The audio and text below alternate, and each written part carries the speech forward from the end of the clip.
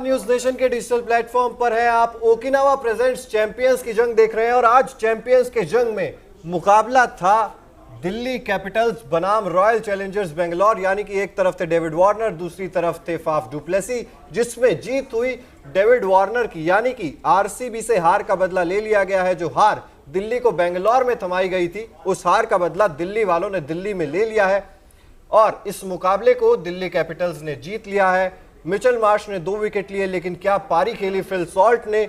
और लग रहा था कि 180 182 अगर बनाए हैं तो डिफेंड किए जा सकते हैं। विराट कोहली मैच के बीच में ये बात बोलते हुए नजर आए थे कि 160 भी बनते तो भी शायद हम इसे डिफेंड कर लेते, लेकिन ये तो 180 भी डिफेंड नहीं कर पाए और एक तरफा हार ये रॉयल चैलेंजर्स बेंगलोर। और इसी के साथ दिल्ली ने अपनी जो कहते हैं वो उम्मीद कायम रखी है इस पूरे टूर्नामेंट के लिए। बिल्कुल। और फिल सॉल्ट, और आप देखेंगे जिस तरीके से दिल्ली बल्लेबाजी कर रही थी, ये तो 200 210 होते तो भी चेज हो जाते, आराम से हो जाते, क्योंकि एक तो ड्राई सरफेस था दिल्ली का और गेंद ना बड़े अच्छे से बैट पर आ रही थी। और फिल शॉट ने क्या बैटिंग की आज, मज़ा आ गया उनकी बैटिंग देख के, क्योंकि उनके पास हर तरीके के शॉट्स हैं।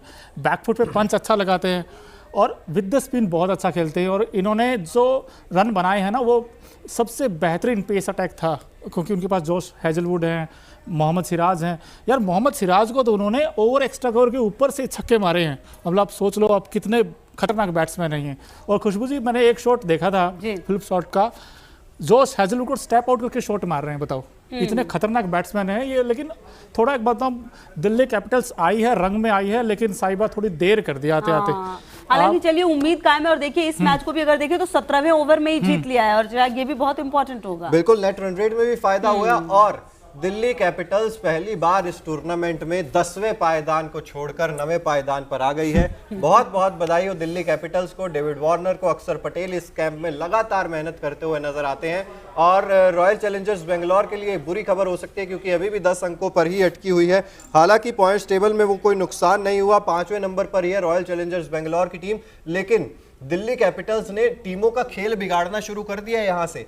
अब अगर दिल्ली कैपिटल्स इसी तरह से बाकी टीमों का खेल बिगाड़ेगी तो जिसको हराएगी उसको बाहर करती जाएगी। बिल्कुल। और अब देखिए ना, इसी के साथ बेंगलुरु के लिए भी तो टेंशन बढ़ी गई है ना, क्योंकि जैसा कि कह रहे हैं, ऐसा लग रहा था कि स्कोर काफी अच्छा है, मुश्किल होगी दिल्ली को, शायद चारों खाने निश्चित कर देंगे। लेकिन शुरुआत से ही पकड़ दिल्ली की जबरदस्त रही इस मैच में।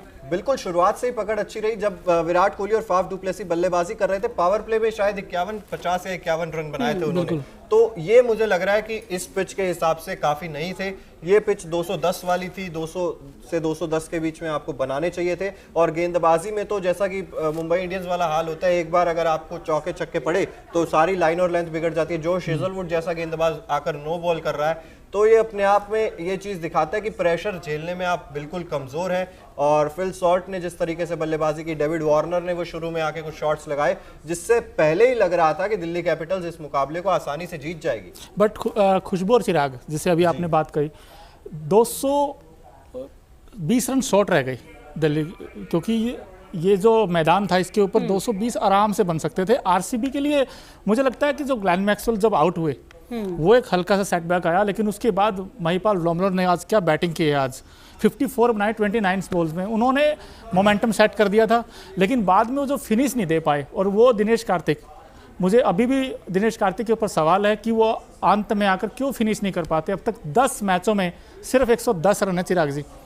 जब तक वो फिनिश नहीं करेंगे ये टीम ऐसी स्ट्रगल करेगी कि लास्ट में 10-11 की एवरेज लेकर कहां जाएंगे। मतलब पिछले साल आप इतना अच्छा प्रदर्शन कर रहे थे, आपको वर्ल्ड कप की टिकट मिल गई, लेकिन इस साल बिल्कुल उलट हो रहा है इससे। दिनेश कार्तिक के लिए तो मैं समझ रहा हूँ कि हॉरिबल सीजन है। आज भी देखेंगे, अगर आप तो 11 रन बनाए, 9 गेंदों का सामना करते हो ऐसी विकेट और अंतिम 2 ओवर में सिर्फ आपके 14 रन आए हैं आरसीबी के। लास्ट के दौर यही हो सकता था, ये तो ये एक बड़ी वजह हो सकता था, सबका योगदान रहता। तो जो आप कह रहे हैं कि 220 रन शायद वो बन पाते, तो थोड़ा सा मुश्किल होता, कम से कम एक टफ लड़ाई होती, जो कि दिखी ही नहीं आज मैदान। सिनारियो चेंज हो सकता था, जहां 181 बने वहां 200 भी बन सकते, 200 प्लस भी बन सकते थे।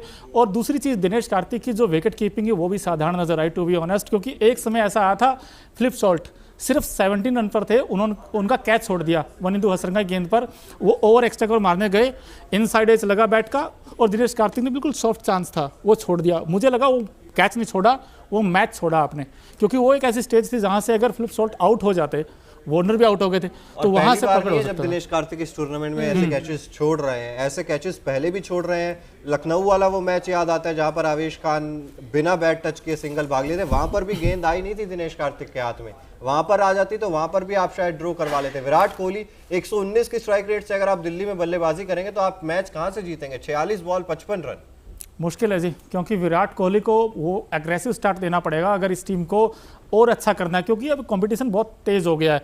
अब 9 तारीख को मुंबई इंडियंस के साथ इनका मैच है और दोनों टीमों के लिए मस्ट विन सिचुएशन होगी वहाँ।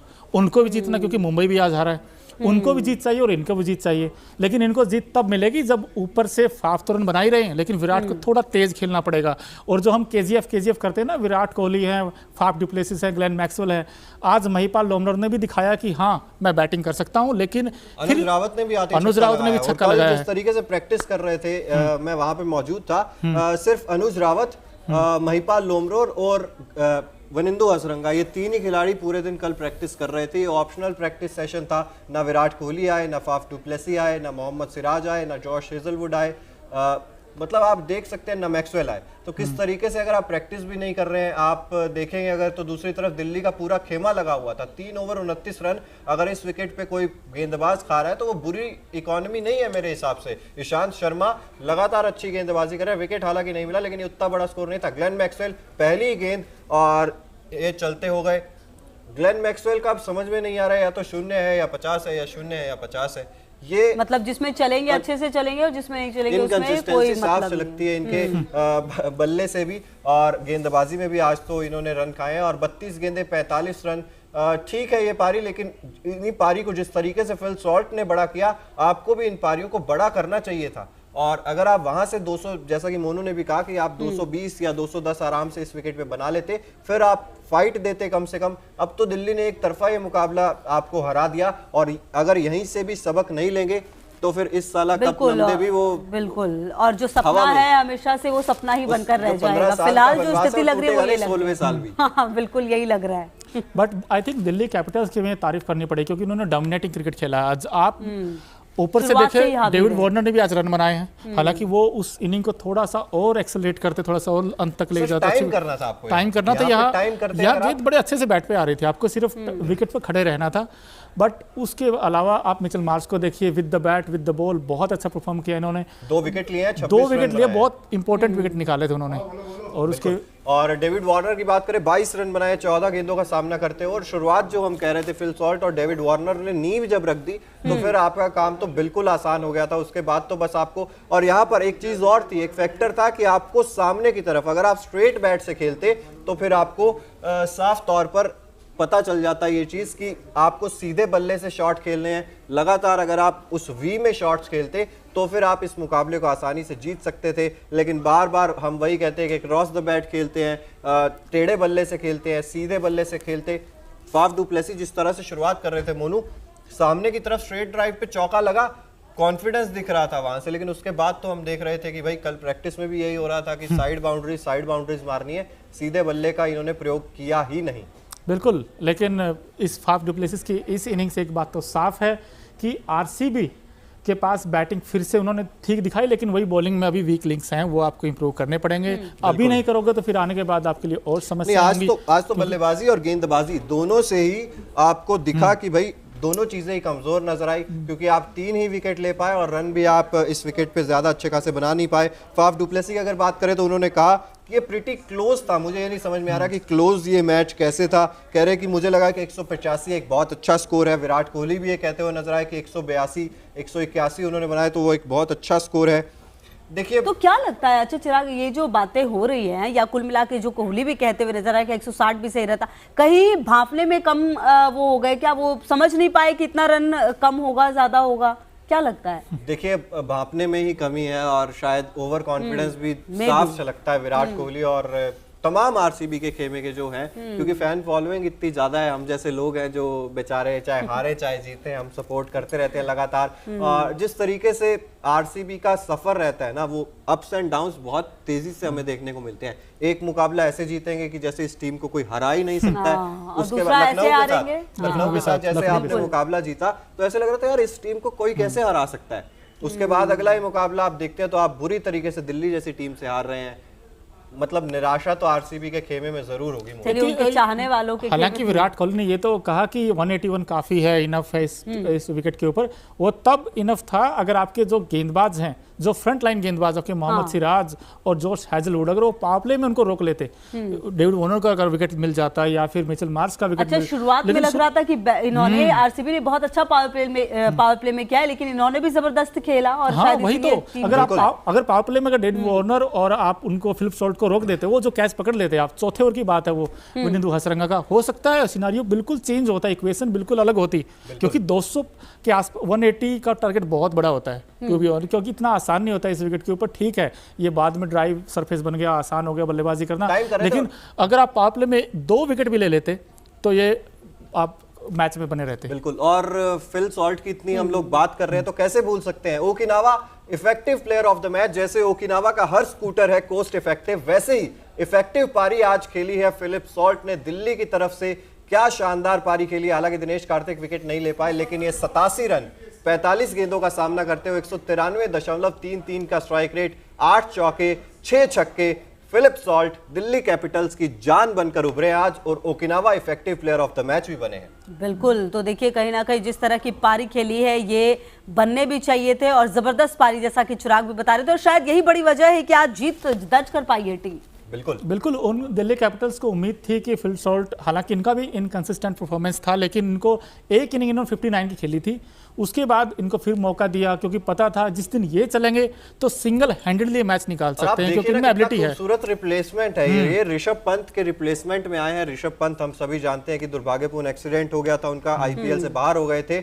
बहुत सारे एक्सपेरिमेंट किए इस जगह के लिए दिल्ली कैपिटल्स ने। सबसे पहले सरफराज खान को विकेट कीपर बनाया, उसके बाद आपने अभिषेक पोरेल को मौके दिए, आपने वहां पे विकेट कीपिंग कराई, लेकिन अंत में आकर जमा कौन, जिसने दिल्ली की नैया पार लगाई है, जो आज Okinawa effective player of the match भी बने हैं। और उम्मीद दिल्ली यही करेगी कि ये आगे ऐसे ही चलते रहे और दिल्ली दूर तक जाए, दिल्ली दूर तक जाए। और ऐसा लगे कि दिल्ली दूर नहीं है आईपीएल जीतने से। क्या पहला टाइटल जीती नहीं है अभी तक, और इस बार तो थोड़ी उम्मीदें कम है, लेकिन अगर जिंदा है, अभी जिंदा बिल्कुल है अगर ऐसे ही परफॉर्म करते रहे, क्योंकि आपने 4 मैच जीतने, बस 4 ही जीतने, ज्यादा नहीं जीतने प्लेऑफ के लिए। 5 जीते, पंजाब ने 5 जीते, मुंबई ने 5 जीते और दिल्ली कैपिटल्स ने 4 जीते। और दिल्ली कैपिटल्स इसलिए भी खुश होगा क्योंकि आज हर प्लेयर ने अच्छा परफॉर्म किया है, चाहे आप बैट के साथ करें या बॉलिंग के साथ भी। बॉलिंग के साथ थोड़ा सा प्रॉब्लम हुई थी, बट बैटिंग में वो रंग दिखा है आज दिल्ली कैपिटल्स का। चाहे फिलिप सॉल्ट की बात करें या फिर आप रैली रोसो ने भी आके रन बनाए आज, तो ये भी उनके लिए प्लस पॉइंट है।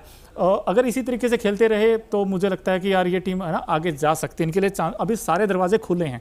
बिल्कुल दरवाजे खुले हैं, लेकिन टीमें फंसती हुई नजर आ रही हैं। वो 10 के फेर में जिस तरीके से मैं बात कर रहा था, चाहे आरसीबी हो, चाहे मुंबई हो, चाहे पंजाब हो, और मतलब अभी तक क्लियर किसी का कुछ लग नहीं रहा कुछ क्लियर कुल मिलाकर। सिर्फ ये समझा जा रहा था कि गुजरात टाइटंस लगभग पहुंच चुकी है, क्योंकि 4 मैचेस गुजरात टाइटंस के बचे, उनमें से सिर्फ एक मुकाबला भी अगर गुजरात जीत लेती है तो प्लेऑफ्स में पहुंच जाएगी सीधे तौर पर। लेकिन बाकी जो सभी टीमें हैं, चेन्नई 12 अंकों पर है, करो या मरो वाली स्थिति लगभग चेन्नई 12 अंकों पर है, लखनऊ 11 अंकों पर है, फिर आप देखेंगे तो राजस्थान, पंजाब, मुंबई, आरसीबी, ये सभी 10-10 अंकों पर फंसी हुई है। तो सबको सबके खिलाफ अच्छा, और अच्छा चलिए ये भी अच्छा है कि अगर शुरुआत में क्लियर हो जाए तो फिर टीम वैसे ही खेलती है। ये भी अच्छा होगा कि सब अच्छे से खेलेंगे और जीतने के लिए खेलेंगे। बिल्कुल।